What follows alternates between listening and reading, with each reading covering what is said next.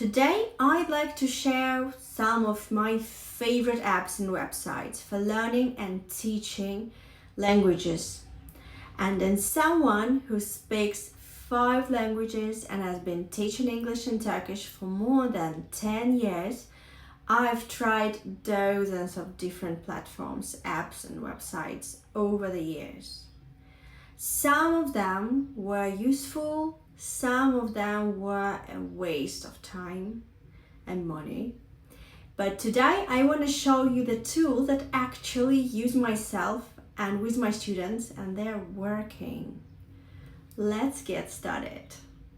First app I absolutely love is Quizlet. If you're learning a language, vocabulary is one of the biggest challenges. And we often learn them new words and then forget them a few days later. And Quizlet helps solve this problem. I use Quizlet to create digital flashcards for my students and for myself. And the best thing about Quizlet is that it turns vocabulary practice into a game. You can study words using flashcards, matching activities, spelling exercises, and quizzes. And instead of simply reading a vocabulary list, you're actively interacting with words. This makes learning much more effective and much more enjoyable. I especially recommend Quizlet for beginners and intermediate learners who want to build their vocabulary consistently.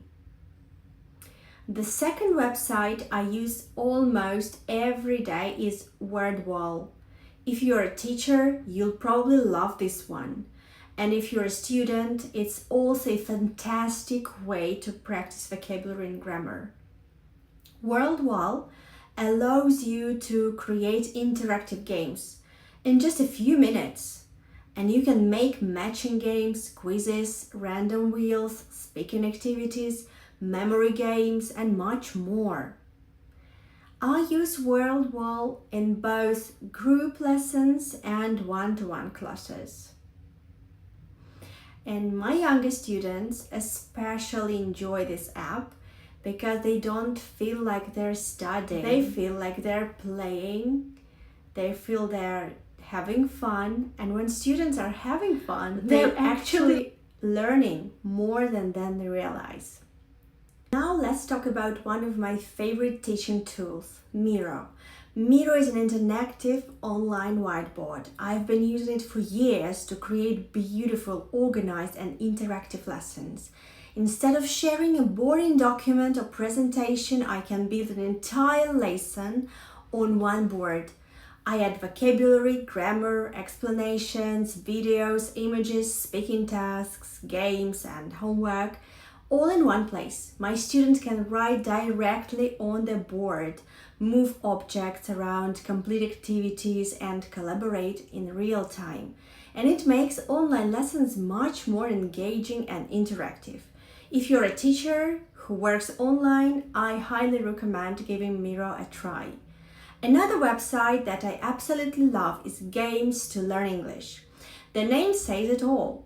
This website helps learners practice English through games. I use it regularly to teach vocabulary, grammar, and common phrases.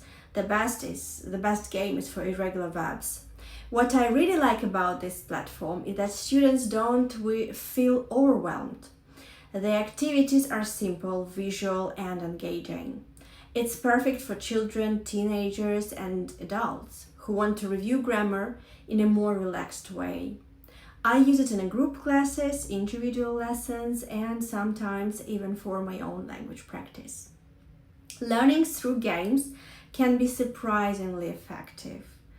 And the last website I want to recommend today is Listen in English. In my opinion, listening is one of the most important skills in language learning. And many students know grammar and vocabulary but struggle to understand native speakers. That's why I love this website. It offers films, TV series, cartoons, and listening activities organized by level. So whether you're a beginner or an advanced learner, you can find something suitable for you, for your level. What makes this platform special is that it doesn't just provide videos. It also includes prepared, ready exercises for vocabulary, listening, comprehension, grammar, and overall understanding. I often use these materials in my lessons because they help students learn English in a natural context, and instead of studying isolated words, students hear real language being used. And that's exactly how language learning should be. These are the tools and websites that I personally use and recommend. Of course, there are many language learning apps available today, but these are the ones that I have become part of my daily teaching and learning routine. Remember that no app can learn a language for you. And the most important thing is consistency. Even the best app won't help if you only use it once a month. Choose one or two tools that you enjoy and use them regularly. That's where real progress happens. Now I'd like to hear from you. What are your favorite language learning apps? Let me know in the comments below.